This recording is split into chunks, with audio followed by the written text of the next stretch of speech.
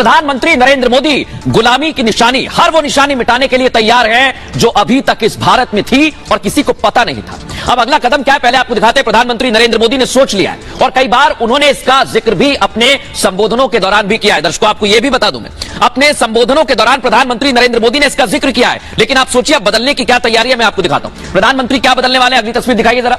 ये आप देखिए, आईपीसी और सीआरपीसी आप सुनते होंगे, लेकिन ये कानून अंग्रेजों ने बनाए थे और ये कानून क्यों बनाए गए थे, ये भी तैयारी कर ली है कि इसको खत्म करना होगा, क्योंकि गुलामी की ये निशानी है और इसे मिटाने की तैयारी प्रधानमंत्री नरेंद्र मोदी ने कर ली है। पहले आपको रिपोर्ट दिखाते हैं, फिर समझाएंगे क्या क्या अहम बदलाव हुए हैं।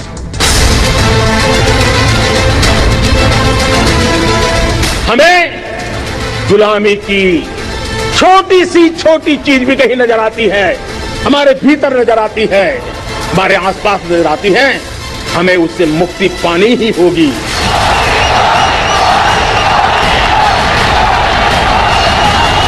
कभी भी गुलामी वाली दिनों की मानसिकता में डूब मत जाना दोस्तों। हिम्मत के साथ बात कीजिए दुनिया से, दुनिया सुनने के लिए आतुर है। मोदी सिर्फ कहते नहीं, जो कहते हैं वो जरूर करते हैं। अंग्रेजों की गुलामी की एक और निशानी मोदी मिटाने जा रहे हैं। देश की आजादी के 75 साल बाद भी भारत अंग्रेज के जमाने के कानून ढो रहा था, मोदी उसे बदलने जा रहे हैं। अंग्रेजों ने कानून न्याय के लिए नहीं, अपनी गुलामी और भारतीयों के उत्पीड़न के लिए बनाए थे। मोदी सब बदल डालेंगे। गुलामी की सभी निशानियों को हम समाप्त कर देंगे, हमारे मन से वो बोझ को दूर करेंगे। माननीय अध्यक्ष जी, आज मैं जो तीन विधेयक एक साथ लेकर आया हूं, वो तीनों विधेयक एक प्रकार से मोदी जी ने जो 5 प्रण लिए हैं उसमें से एक प्रण की अनुपालना करने वाले हैं। अब मोदी अंग्रेजों का कानून, देश की पुलिस के काम करने का तरीका, देश की अदालत, कोर्ट कचहरी सब बदलने जा रहे हैं। गिरफ्तारी से लेकर सजा तक जल्द न्याय मिले, फाइलों में दबे करोड़ों केस जल्द निपटेंगे। देश में अब तेजी से न्याय होगा। किसी भी कोने में हमारे मन के भीतर, हमारे आदतों के भीतर गुलामी का एक भी अंश अगर भी अभी भी है तो उसको किसी भी हालत में बचने नहीं देना। अब 100%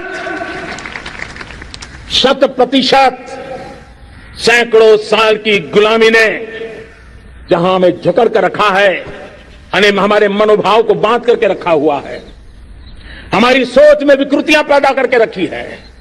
हमें गुलामी की छोटी सी छोटी चीज भी कहीं नजर आती है, हमारे भीतर नजर आती है, हमारे आसपास नजर आती है, हमें उससे मुक्ति पानी ही होगी।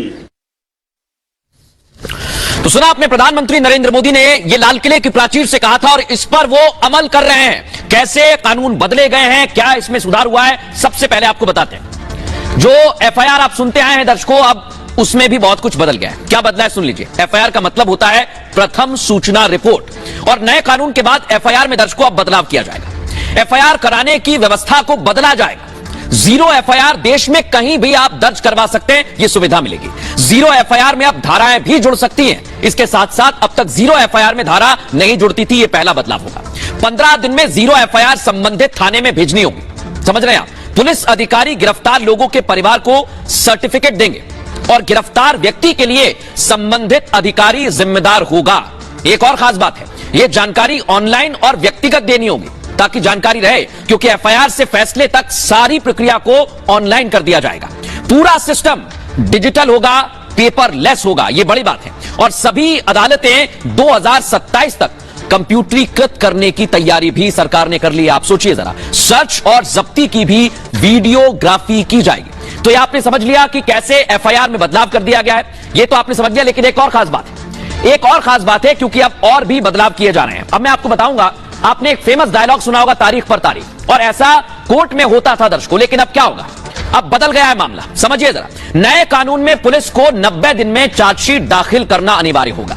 कोर्ट इसे 90 दिन तक बढ़ा सकता है, लेकिन 180 दिन से ज्यादा नहीं बढ़ा सकता है, यह भी यहां पर कहा गया है। और 180 दिन में जांच पूरी कर ट्रायल के लिए भेजना होगा, यानी फास्ट हो, प्रक्रिया तेज हो। ट्रायल के बाद कोर्ट को 30 दिन के अंदर दर्शक को फैसला देना होगा। यह आपसे जुड़ी हुई जानकारी है। फैसला 1 हफ्ते में ऑनलाइन अपलोड करना होगा ताकि उसकी जानकारी मिले। और 3 साल से कम सजा के मामलों में संक्षिप्त सुनवाई होनी चाहिए और अदालतों में जो पेंडिंग केस हैं उनको सुलझाने में बहुत मदद हासिल होगी दर्शकों। इससे सेशंस कोर्ट में लगभग 40% तक के केस कम हो जाएंगे, उनका आंकड़ा गिर जाएगा और सजा की दर 90% तक ले जाने की सरकार की तैयारी है। ये समझिए जरा, आप ये लक्ष्य ले रखा है। अब इसी मसले को लेकर हमने पूर्व डीजीपी विक्रम सिंह साहब से बात की है, वो क्या कुछ कह रहे हैं सुनवाते हैं आप। यह अत्यंत संतोष और हर्ष का विषय है कि पुराने कानून criminal procedure code, Indian penal code और इंडियन एविडेंस एक्ट का संशोधन करके नए प्रारूप में जनोपयोगी और उसके अधिक व्यवहारिक बनाया गया है। मसलन संगठित अपराध को परिभाषित किया गया है, मॉब लिंचिंग को परिभाषित कर उसके दंड का प्राविधान दिया गया है। जिस प्रकार की गतिविधियां राष्ट्र विरोधी तत्व जैसे पीएफआई, इंडियन मुजाहिदीन, नक्सलपंथी आदि हैं, उनसे निपटने के लिए यह आवश्यकता थी कि कठोर अधिनियम लागू किए जाएं। इसलिए इनका स्वागत किया जाता है। इनकी बहुत आवश्यकता थी जनहित में और देश हित में।